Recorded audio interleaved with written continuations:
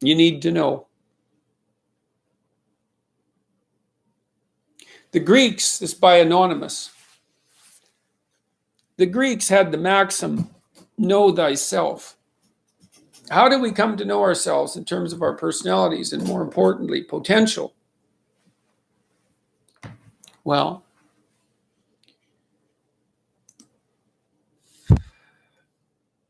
one of the things I often told my students and all my clinical clients as well, I guess I probably told my family members this as well, some of them anyways, that one of the first ways to come to know yourself is to understand that you don't.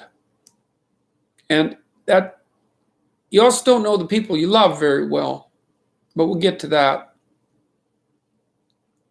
You can learn to kind of watch yourself like you're watching a stranger, but you have to adopt a position. It's a position of radical humility, I would say, both humility in two senses. So one sense would be the humility of recognizing your ignorance. So you have to understand that you don't know who you are. And that's not easy to understand because you think you know. But then, you remember you can't control yourself very well. You're not very disciplined. You're full of flaws. Maybe you don't know yourself as well as you think.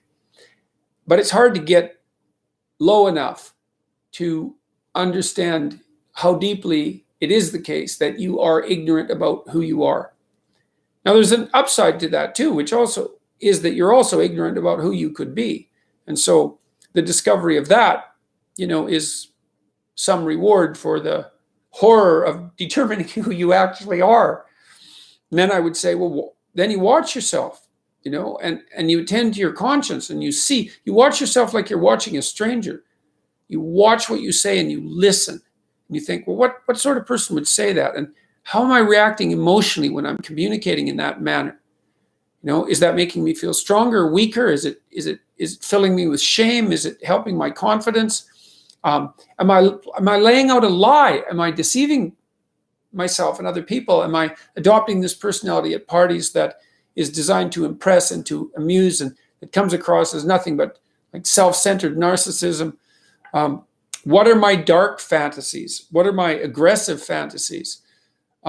What is it that I'm willing to do? What am I interested in so that I'll spontaneously pursue it? What do I procrastinate about and why? What am I unwilling to do? What do I think is good? What do I congratulate myself for accomplishing? And what do I berate myself for failing to confront and to implement? Those are all incredibly complicated questions, and you don't know the answers to them. So that's a start. And then in terms of potential, well, you'll discover a little bit more about your potential as you discover who you are, especially the darker parts of yourself, because then you discover your potential for mayhem. There's some real utility in that. A discovery that you're dangerous. It's such a useful discovery. It's actually something that strengthens you, because the first thing that a realization like that can in fact produce is the ambition to incorporate that danger into a higher order personality, that dangerousness into a higher order personality. And that can make you implacable. That can make you someone who can say no when you need to say no. That can make you someone who won't avoid necessary conflict.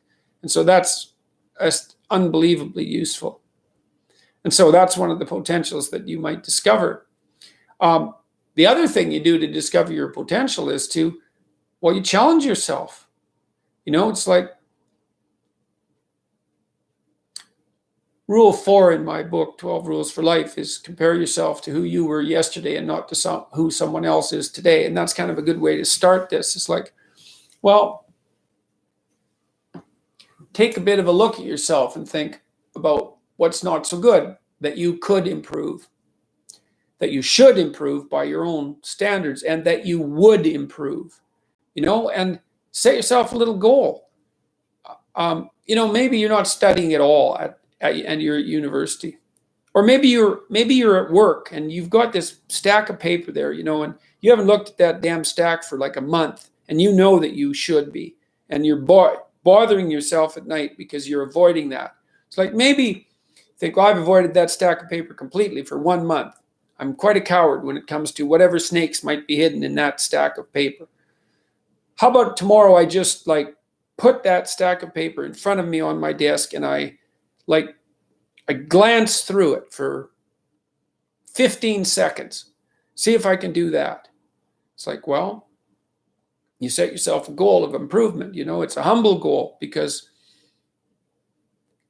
really, are you such a coward that the best that you can bloody well manage after a month of avoidance is 15 seconds of exposure to a stack of paper?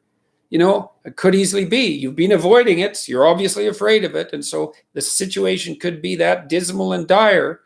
And you might think, well, geez, it's no balm to my ego. It's not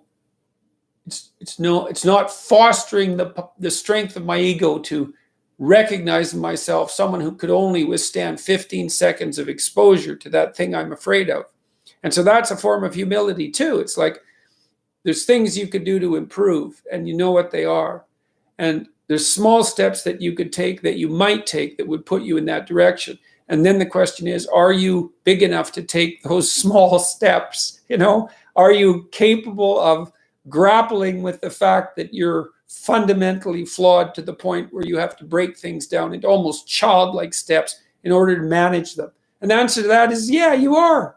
And that's the lot of, I don't know if it's the lot of everyone.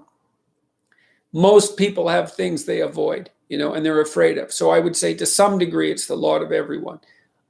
People vary in the degree to which they've conquered that. And you do meet people from time to time who are extraordinarily disciplined. But most of the time, they've got disciplined in exactly this manner. It's through slow, incremental improvement. And then you challenge yourself. It's like, well, could I do this? That would be better. And then you find out. And then you think, well, is there something slightly larger and more challenging that I could do that would be better?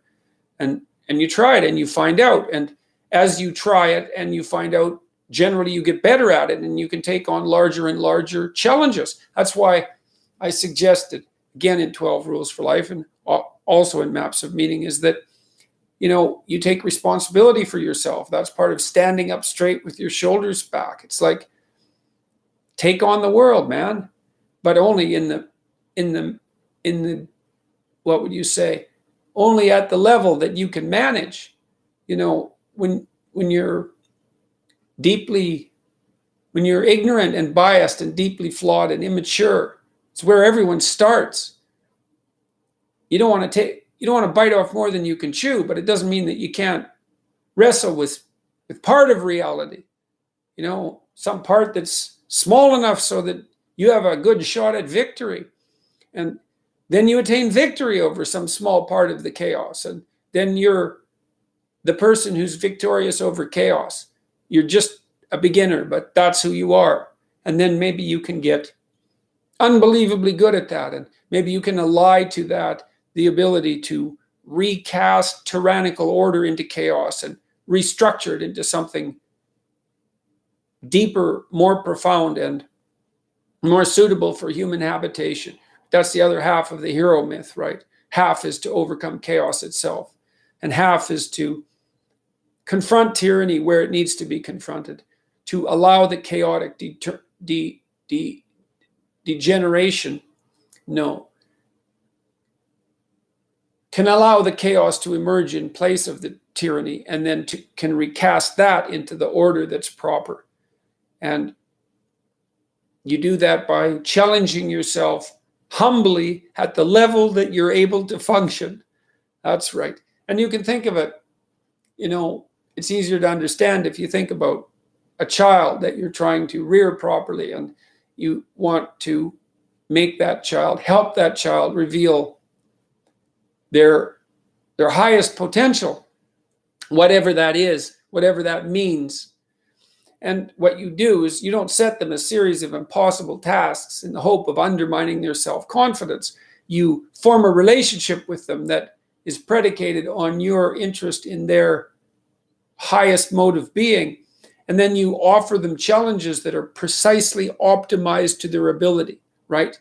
So they can do them, but they have to stretch. The two elements of their ability would be what they can do and and how much they're capable of transforming what they can do. And an optimal challenge stretches you to the end of what you can do and then into the domain of how you can transform. And so if you love a child, then you set them tasks of that nature, and maybe they have a reasonable chance of success, a 70% chance of success or an 80% chance of success. Might depend on how sensitive your child is. You do the same thing for yourself, but you have to be humble and wise enough to understand that you might have to aim pretty damn low, especially in those places where you're not functioning well. And it might be so embarrassing that you can't bring yourself to fathom that that's actually who you are. But,